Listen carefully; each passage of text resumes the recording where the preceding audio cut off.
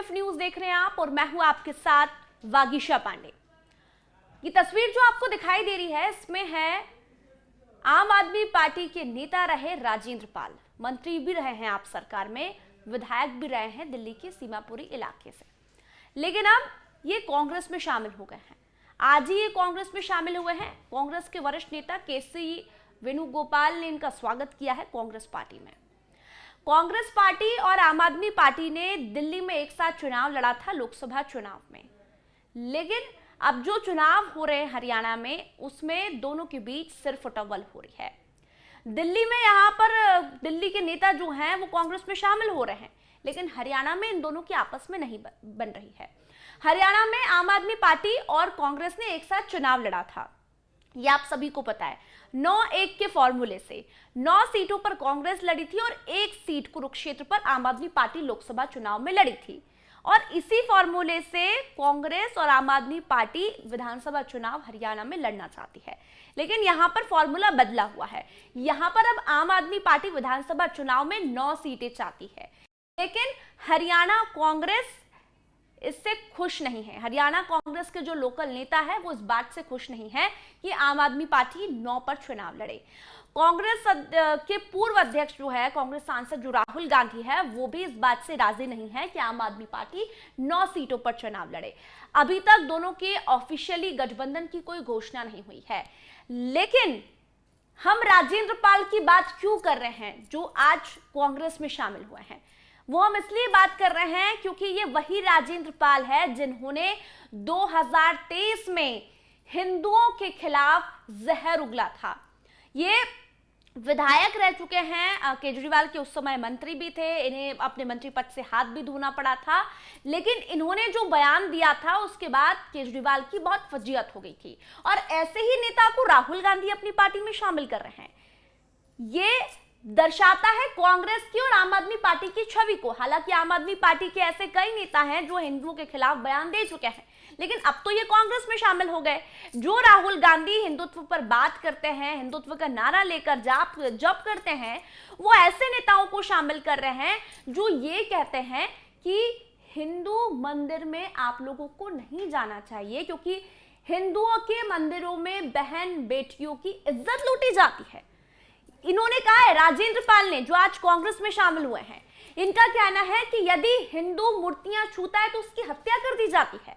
आपको पहले राजेंद्र पाल का पूरा वो बयान सुनाते हैं जिसमें राजेंद्र पाल ने 2023 में हिंदू मंदिरों की, बहन बेटियों की और मूर्ति को छूने की बात कही थी। इनका कहना है कि जहां आपका अपमान होता है वहां आपको नहीं जाना चाहिए। तो आप लोगों को क्या लगता है, क्या हिंदू मंदिर में जाने पर आप लोगों का अपमान होता है? क्या हिंदू मंदिर में दरिंदगी होती है? क्या हिंदू मंदिर में बलात्कार होता है? ये कह रहे राजेंद्र पाल। आप सुनिए जरा राजेंद्र पाल को। आप ऐसी चीजों में भरोसा मत करो जो चीजें आपको नुकसान पहुंचाती हो। एक बात बताइए, अगर कहीं मंदिर में जाने से हमारे लोगों की हत्या होती हो, अगर मूर्ति छू लेने से हमारे युवाओं की हत्या हो गई हो, तो आप ऐसी जगह क्यों जाते हो जहां आपका अपमान हो, जहां आपके बहन बेटी की इज्जत लूटी जाए, जहां आपका कत्ल कर दिया जाए? जहां अपमान हो वहां जाना बंद कर दो। राजेंद्र पाल को आपने सुना। राजेंद्र पाल कह रहे हैं कि आप एक बात बताइए, यदि कहीं जाने से, यानी कि हिंदू मंदिर जाने से आपका नुकसान होता है, आपका अपमान होता है, आपकी बहन बेटियों की इज्जत लूटी जाती है, आपकी मूर्ति छू लेने से आपकी हत्या होती है, तो आप लोगों को क्या वहां जाना चाहिए? ये राजेंद्र पाल ने कहा है कि आप ऐसी जगह भरोसा मत कीजिए जहां आपका नुकसान होता है। अगर कहीं मंदिर में जाने से हमारे लोगों की हत्या होती है, अगर मूर्ति छू लेने से हमारे युवाओं की हत्या हो गई हो, तो आप ऐसी जगह क्यों जाते हो जहां आपका अपमान होता है? ये कह रहे हैं, ये कहा था राजेंद्र पाल ने। राजेंद्र पाल ने यह भी कहा था कि जहां आपकी बहन बेटी की इज्जत लूटी जाए, जहां आपका कत्ल कर दिया जाए, जहां आपका अपमान हो, वहां जाना बंद करें। इस वीडियो में आपको राजेंद्र पाल ये कहते हुए दिखाई दे रहे हैं, और ऐसे ही लोगों को राहुल गांधी अपनी पार्टी में ले रहे हैं। इससे राहुल गांधी की जो सोच है, जो मानसिकता है, जो विचारधारा है पार्टी की, वो आपको समझ में आ रही है। तो फिर क्या आपको ऐसे लोगों को, क्या ऐसी पार्टी को ये वोट देना चाहिए जो ये बात कर रहे हैं कि हिंदू मंदिरों में दरिंदगी होती है बेटियों के साथ, हिंदू मंदिरों में बेटियों की इज्जत लूटी जाती है? राजेंद्र पाल कांग्रेस में शामिल हो गए हैं। कांग्रेस के वरिष्ठ नेता केसी वेणुगोपाल ने उनका स्वागत किया। राहुल गांधी को तो ये बात पता ही होगी कि राहुल गांधी को ये बात पता नहीं होगी कि राजेंद्र पाल ने इसके पहले कितने विवादित बयान दिए हिंदुओं को लेकर। ये पहली बार नहीं है जब राजेंद्र पाल ने इस तरह के बयान दिए। हम आपको राजेंद्र पाल का एक और वो बयान बताते हैं जो उन्होंने झंडेवालन में दिया था, और ये तब दिया था, एक प्रोग्राम में गए थे राजेंद्र पाल, और उस प्रोग्राम में 10,000 हिंदुओं का धर्मांतरण हुआ था, और ये शपथ लेते हुए सुना गया था कि मैं इस बात को नहीं मानता हूं। राजेंद्र पाल ने एक कार्यक्रम में कहा था कि मैं इस बात को नहीं मानता और नहीं मानूंगा कि भगवान बुद्ध विष्णु के अवतार थे।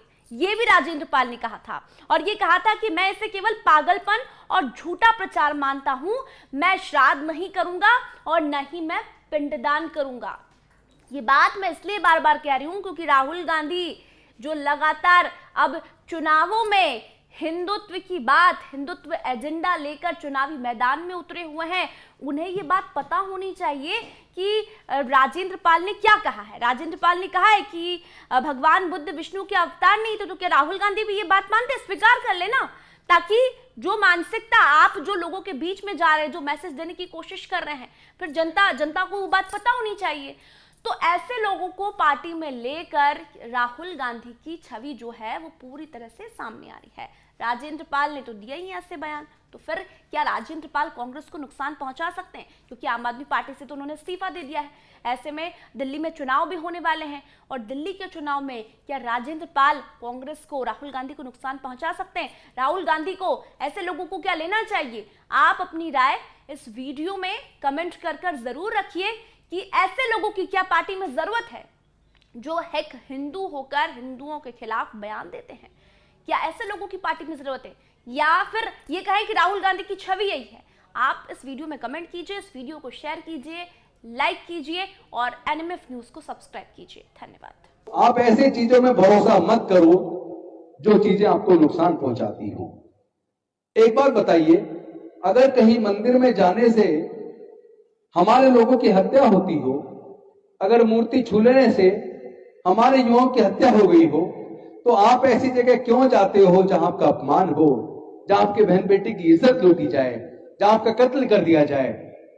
जहां अपमान हो वहां जाना बंद कर दो।